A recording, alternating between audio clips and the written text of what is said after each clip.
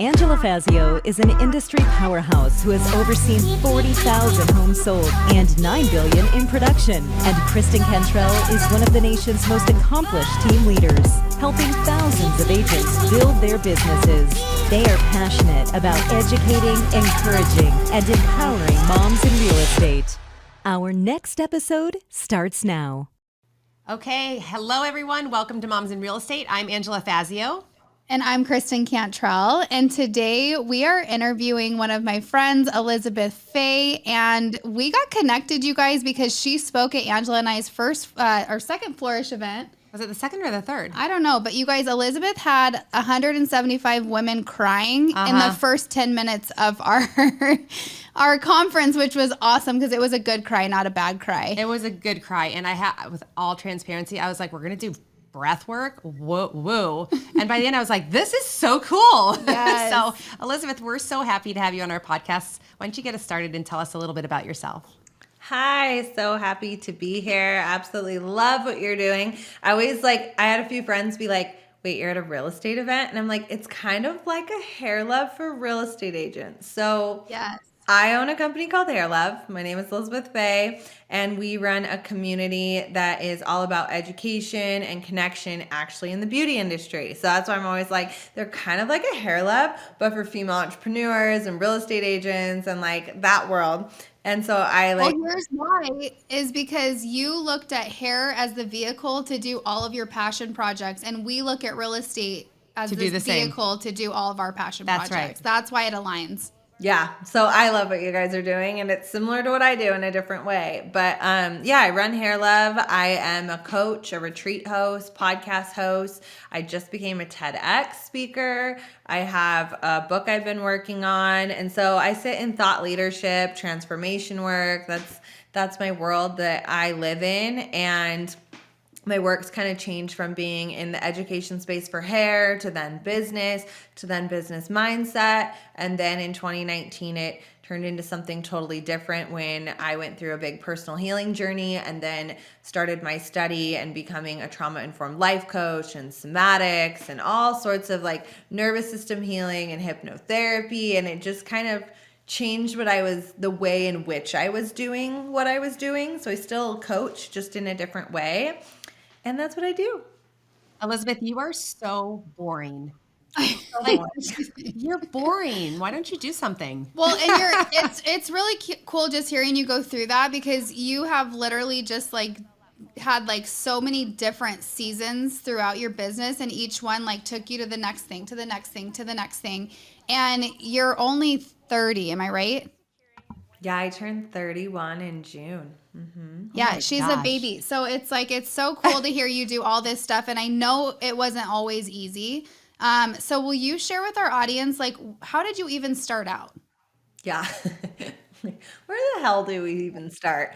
My journey has been all of our journeys are wild, but I love to look back at our journeys. I share this actually in my book. So I talk about, there was a healing retreat that I do every year in Tulum, and it's one of my favorite things I do, and we do a Temazcal ceremony, which is a really sacred sweat lodge experience. And I have a shaman I work with in Tulum. She's incredible. And a Temazcal, it represents mother's womb. So you're in the dark, it's really hot, you're sweating your ass off essentially, and you're going through this beautiful experience.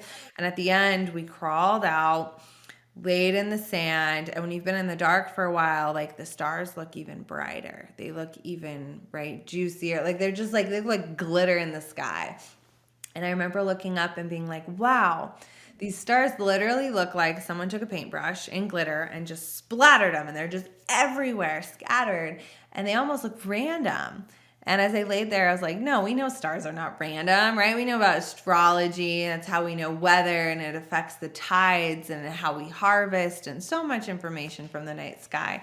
And I was like, wow, our lives are like that. It looks random. All of these like things that happen, hard, good, bad, sad, challenges, redirections, and you can look back and connect the dots and go, holy shit. Look how guided, look how connected, look at the preparation, look how this never would have happened if it weren't for X, Y, and Z.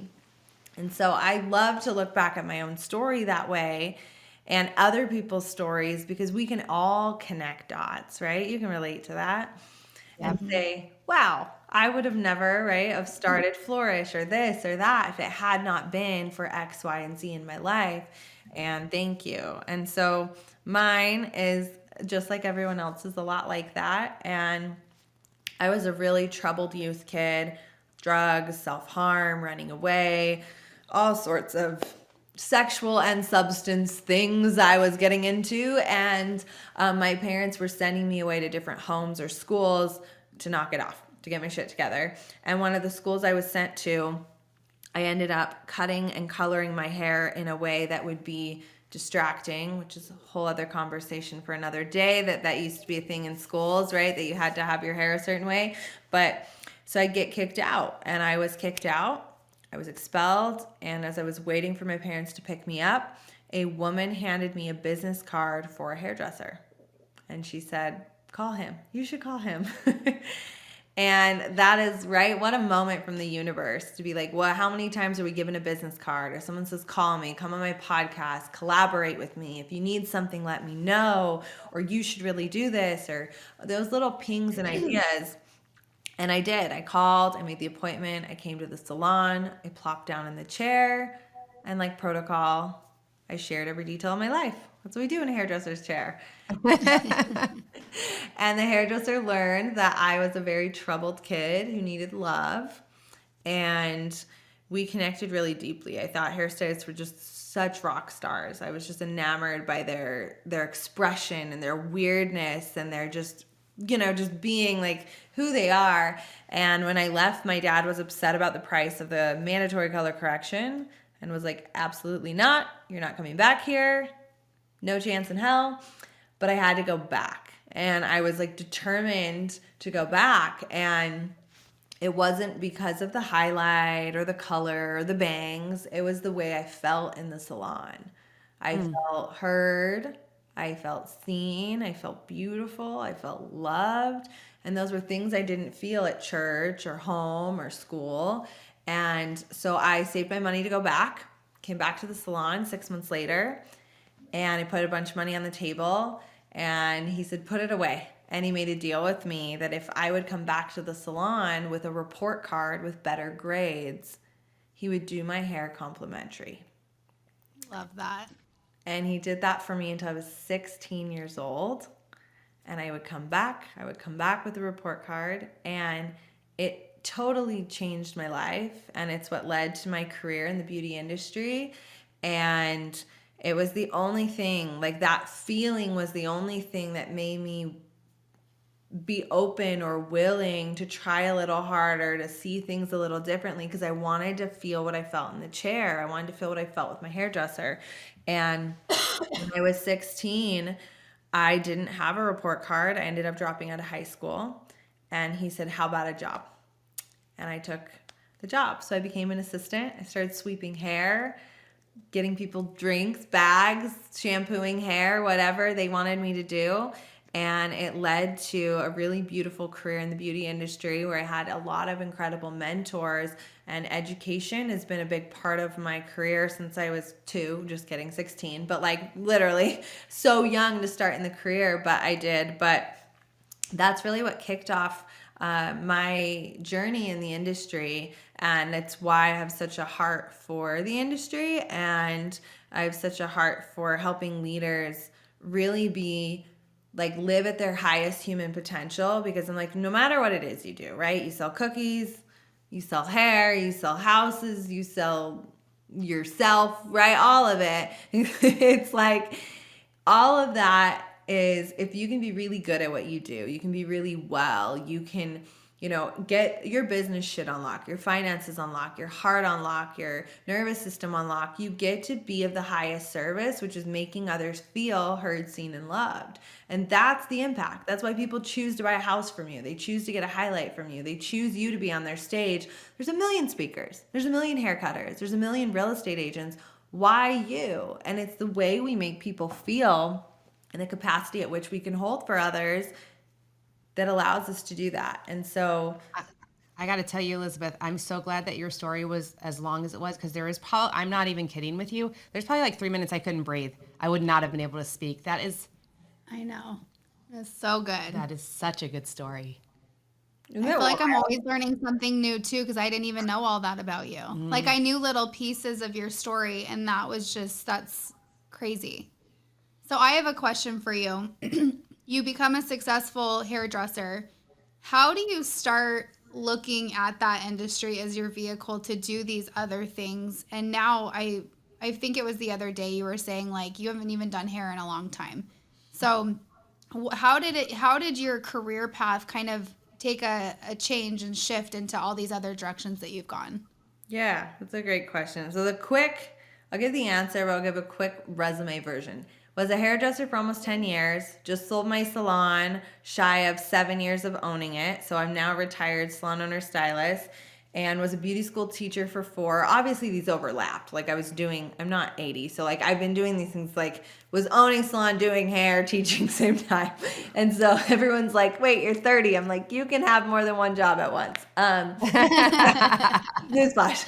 And then, and education's kind of been weaved throughout it all. So I started with this salon that was very education focused. So I was assisting educators in the beauty industry. So I had to start being at hair shows and schools and a lot of these places from the beginning as well as behind the chair. And I just saw how much education unlocked human potential. Like I saw, and that's literally part of our company now. I'm like, education unlocks human potential. And it's like, if we can be a key in someone's life to unlock their potential, they get to change the world. And so I just watched myself and all these hairdressers like coming from nothing and then driving Beamers and like taking their kids to Disneyland and loving what they do. And it was just like, holy shit, this like person who came from nothing is living such a beautiful life, and they're having kids and driving nice cars and going on family trips. And it just was an eye-opener to me. And so I watched and was student to a lot of it.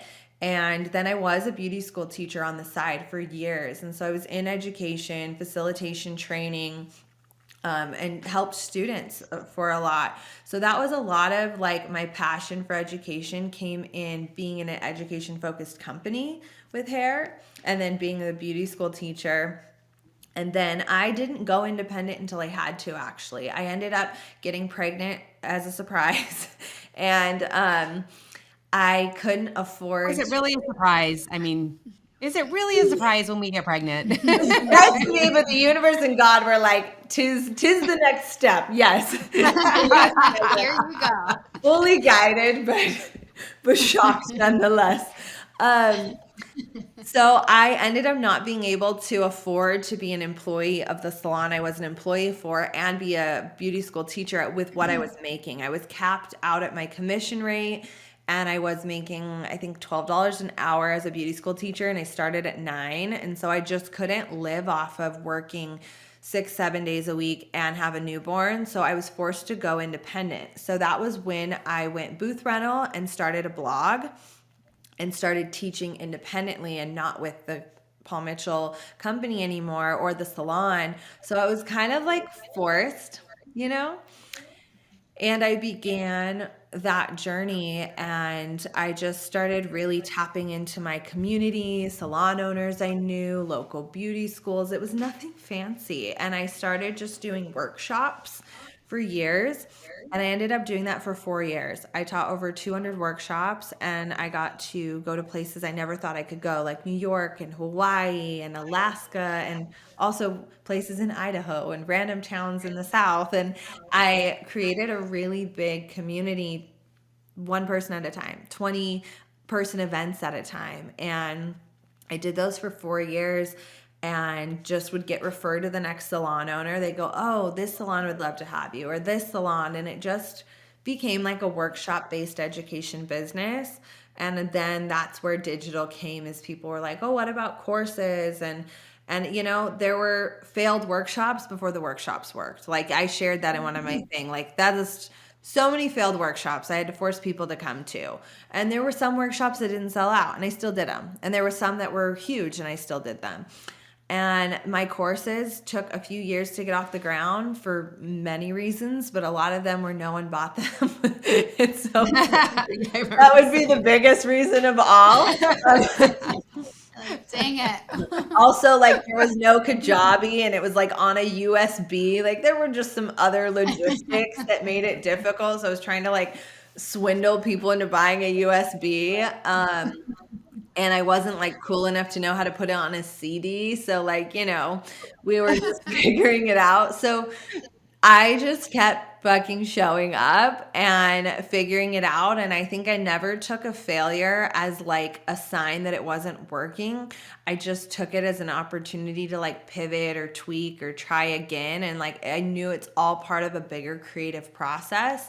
And so I guess I never put all my eggs in one basket. I was like, it's okay. Like, we're going to try this. Maybe we'll switch from a USB to like a PDF and maybe we'll put it on a video on YouTube. And like, we just tried different things.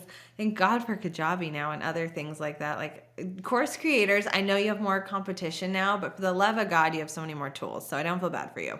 And you have coaches. Like I give my clients, I'm like, you have my SOPs, my templates, the roadmap. Like you can't, like you fucking failing is truly a mindset thing and we can deal with that too. So it's like all the things are out there. And so anyways, that's what really I did for years was workshops. So I did hair, owned a salon, did Instagram, worked with brands. I ended up becoming Redken's first global ambassador and created their ambassador program. I was with them for 6 years. And I, in the meantime, got the opportunity to work with, oh hell, everybody. Biolage, Sugar Bear Hair, Joico, Kenra, Salon Centric, all the big names. And in the midst of all of that, I ended up deciding to create Hair Love as a passion project, which later led to my healing journey. So that's, long story short, how I got to where Hair Love started, I guess. You please tell me that your parents know the story that you've told us the way you've told it. I would fucking hope so because it's recorded in a lot of places. Okay, good. But I don't I'm know. old enough to be your mother, and if I didn't hear that kind of a beautiful story from my daughter, I'd be missing something. Oh, maybe I'll show her the podcast just in case. Okay, good. Oh my gosh. So I know, like, how did you just keep showing up? I know a lot of people struggle with that. So, like, you put out a course and nobody bought it. And so obviously you have this, like, oh, boo-hoo me, right? But yet you were like, no, I'm going to keep going. I'm going to keep showing up. I'm going to keep trying, which is why you ended up as successful as you did. So what would be some tools that you'd give people that feel like I keep trying and nothing's happening? So here's your edge in business. It's trust. Trust is your secret sauce. It's your edge. It's why I'm so passionate about nervous system healing is when we don't feel safe to trust in our body. It's really hard to trust ourselves. It's hard to trust God, universe, divine, whatever you work with, your people around you in your life. And so I would say, showing up for your inner work is the secret. It really is the secret to being able to do something and not experience as much struggle or hardship, or because there's gonna be pain, there's gonna be challenges. That part is literally, like Buddha says, the pain is inevitable, the struggle is optional. And so it's like, if we could opt out of that, wouldn't that be great? And so I think it's starting to see the perspective of when that happens, it's asking better questions of what can I learn here? What is this showing me? And being like bringing some lightness and playfulness to it, especially my entrepreneurs I work with now. They're usually creating something that they don't have to fucking create. So I remind them, I'm like, no one's making you make a goddamn course. No one is making you do this. You do hair. You pay your bills, right? You sell houses. No one's making you build a community. No one's making you do Flourish. You chose to do it. And coming back to why are you doing it? What is it in your vision in your life that is so damn important that you're willing to do events even when they lose money? That you're willing to sit on this podcast with me and no one's paying you? That you're willing to connect with women that there's no financial gain from? Like, what is the gain? What is the heart gain? What is the soul gain? What is the big picture financial gain? Like, why? And when we can come back into that, you're either going to learn that your why isn't actually important enough to you to do it, and you can let it the fuck go and say, okay, I don't actually care about this and I don't have to care about this, or I do care about this. What would make this more fun, more possible, more available, more like, how can I put patience on this, trust on this, and just play with it a little bit more? Oh, I love that. How do you put patience on this? I love that. We need patience. Yeah, we do for sure. I mean, I feel like we keep going We're good. all the time. Yeah, we don't give up. No, definitely. I know why I do this, because it would have been impossible for me to meet someone like you if we did not put ourselves out there to do things like this. Yeah, And then I would be at a loss. So true. Yes. This podcast puts us in front of so many amazing women. Yep. It is I such an never would have opportunity. had that opportunity. So true. Especially I'm an introvert. So if I'm an introvert, how am I going to do this unless you do things that make you look like an extrovert? I'm just an extrovert, so I don't know. I love that so much. I'm more of an introvert too, so I get that. Okay, I'm going to tell you a fun fact about Kristen. Please, I want to know all. Right now, she has a wad of chewed gum on top of her water On bottle. my Stanley. I love that. I'm going to be smacking this on the podcast. Are you going to chew it again later? Mm-hmm. Okay, there's another fun fact. She will chew that shit again later. That's the most important message we've gotten on today's episode. I will put it on top of my water bottle. I won't chew it again later, though.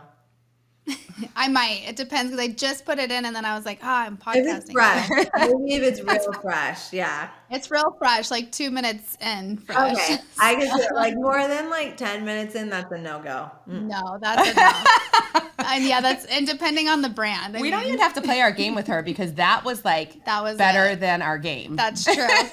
Although Okay. I still want to. Okay, I do want to talk about your TEDx process, because it is so intriguing, because I had no idea it was that intensive, and watching you go through that and listening to what you've said about it, I'm like, dang, that's a big deal. So tell us about, like, what made you want to be a TEDx speaker, and then what was the process like for you? So cool. Great question. So this is fun. Again, star maps, right? All the star maps vibes, connecting the dots. So I made a movie. It is on Amazon Prime. It's called Hairstylists Change the World. It was a 4-year project. Talk about a creative, it was the representation of creating something creative. No one made me do it. I wanted to do it. Self-funded. I wrote it, worked with a crew of talented, creative people to birth it. A lot of doing a movie is writing. It's storytelling. There's an arc. I'm writing a book and just did a TEDx, and the movie, they all have a lot of similarities, actually. And so it's a lot of writing, storytelling, a lot of heart work, a lot of throat chakra work, really what is it that you want to say? And the end result is the expression. So a movie is an expression of a message, a book is, a TED, etc. So a lot of the movie was, what do you want to fucking say? You're freaking producing a 6-figure independent film that no one's making you do. Why? What? Who? And in that process, you come down to something very potent and simple. And a TEDx is the definition of something very simple, very potent, very short. And so I worked with lots of different people in different ways, depending on where I was in my process. And one of the people I worked with, all she does is help you nail your purpose. That's it. It's like a 1 or 2 call thing. That's only all she does.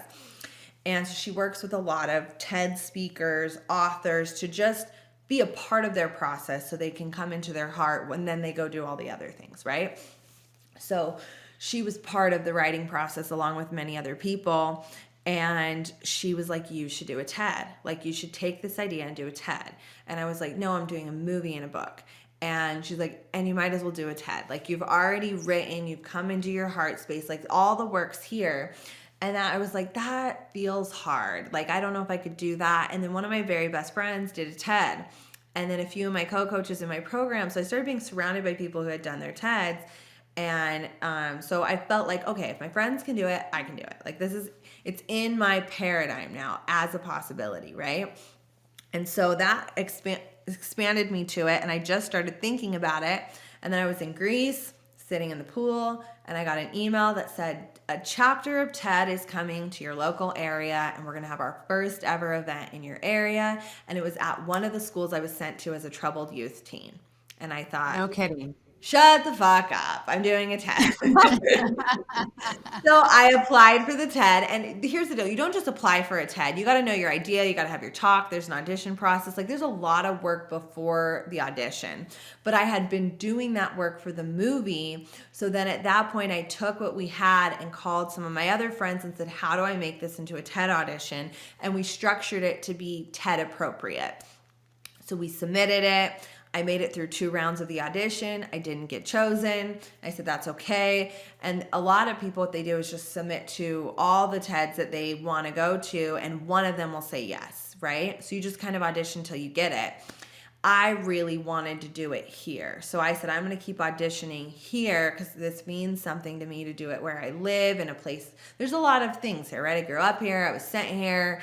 A lot of stuff. So I was like, this matters more to me in this way. And to me, it's not about the goal. It's the way in which I experience this outcome, because that's all I have is my experience. And so I kept applying. They did a women's event. I didn't get asked. And then the other one came up and I applied again. And I applied again and I made it through 1 round. And then I made it through to the 2nd round. So I was chosen. And so you're like, great.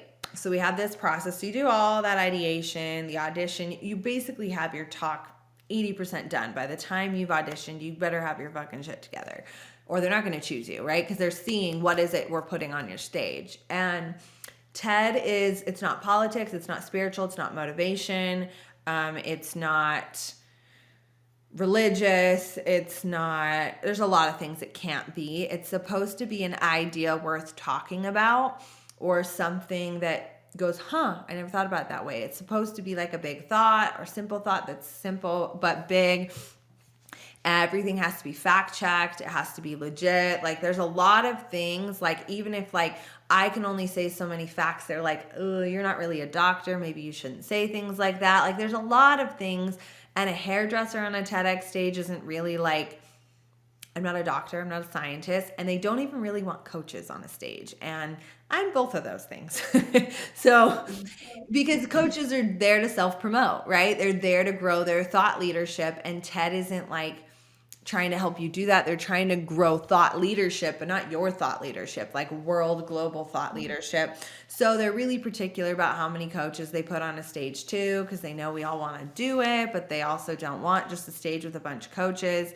So they're going to have, someone who was a refugee and someone who invented something and a doctor and someone talking about disease and someone talking about science. And then they'll throw in 1 or 2 coaches and make you do a coach approved talk, right? So I got to be on. So you're fighting not only to have a good talk, but it has to be TED appropriate, but it also has to be an idea worth sharing for TED, and it has to fit with the lineup, and it has to fit with the theme. So there's a lot of things that have to play. So you might have a great talk, but you might not match the lineup. Does that make sense? Yes. Mm-hmm.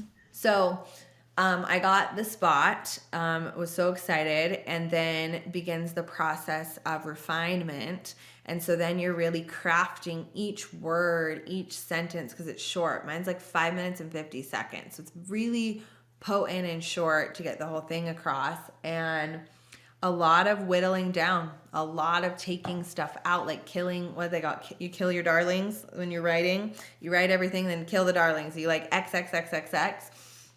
So a lot of whittling down, and that's a whole process.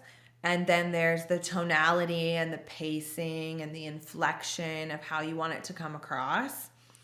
And then TED's different, where you stand on a dot and you don't move. So you're just on a dot. It's not like a normal talk where you might talk. A lot of people don't even have slides with TED unless it really adds value. So you're fully fucking memorizing it. And it's not an intuitive process. You fuck up a line, the next line might not make sense. So it's right. like It's short. Yeah, this is not like when I'm doing breath work and I can just channel information. Like, absolutely not. This is like rehearsing something, and you have to put it in your body and your heart and know it.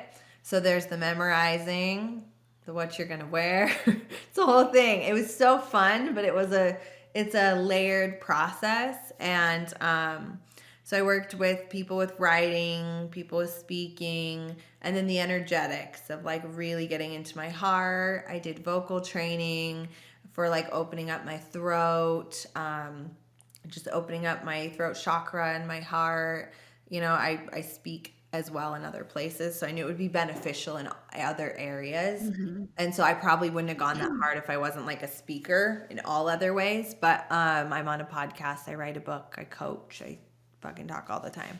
So I did that, and I just really tried to make it as fun as I could, because I feel like a process like that can be really daunting. Yeah. And I know a lot of people who didn't enjoy the process. I don't know that I know very many people who did. And I was hell bent to have fun with it. And I did. I genuinely had fun. But it took 2 years. And I think the spaciousness actually added to the fun. And I think the having help was fun. I think laughing with my coaches. I think just really trying to make it fun, wear an outfit I really wanted, celebrate it, invite people to be involved in it. You meet a bunch of weird people who are speakers with you, and they're so cool and different and unique, and like making those connections with community you would never have. So I just really tried to savor, like your sweet friend said at the event, just the whole thing, because it's a big experience, and it was really fun. I had a blast. So I had no idea there was so I much know. to go into. That's what, when she told me, I'm like, it is so Absolutely. I intensive. had absolutely no idea. So- we're going to have to put in the notes. And if you ever want to be a TEDx speaker, you need to listen all the way through this one. I know. We'll actually have to put because we can watch it on YouTube, right? yeah, it's not out. Yeah, I'll for- put that in the it show goes notes. to TED headquarters. They make sure it's pre-approved before, and then they will put it on their final channel. Then you can share it. So hopefully it's out by the time this is out. Well, sweet. If it is, we'll put it on. So let's wrap up by kind of just let everyone know, like, what's next for you. Oh, hell. I don't know. What's next? The next girl invest in yourself retreat in September, hopefully. That's what's next. You're part of the traveling gang, so Is it in Arizona? we're gonna do it in Northern California. Okay, so like San Fran area? I don't know. I gotta ask Barb. You'll have to Just let so me they're know dates, because we have one of our retreats in September too. So you'll have to let me know, and we'll see. Okay. All right. We'll see the energy levels available. But our last one was so fun. It was so good. So fun. Everyone should go. What's next?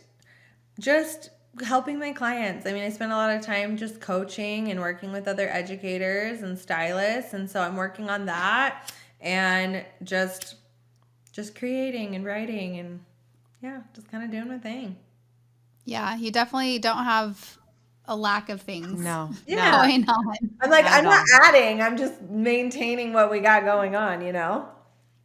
I love that. Well, you've been awesome. Yes, thank we you so much. appreciate you coming on. And I've really enjoyed that. Yeah, me too. Yeah. So would you ever do a TEDx after hearing that? No. No. Aw. I wouldn't have before you told me that. So that's not on my bucket list. It's so funny because I'm an extrovert and that sounds like absolute, like I just couldn't do it. I don't know. Maybe one day. Ask me down the road. I'll ask you next time. Well, love you both. This was fun. Thanks. You Thanks too. for listening, you guys. All right. We'll see you later.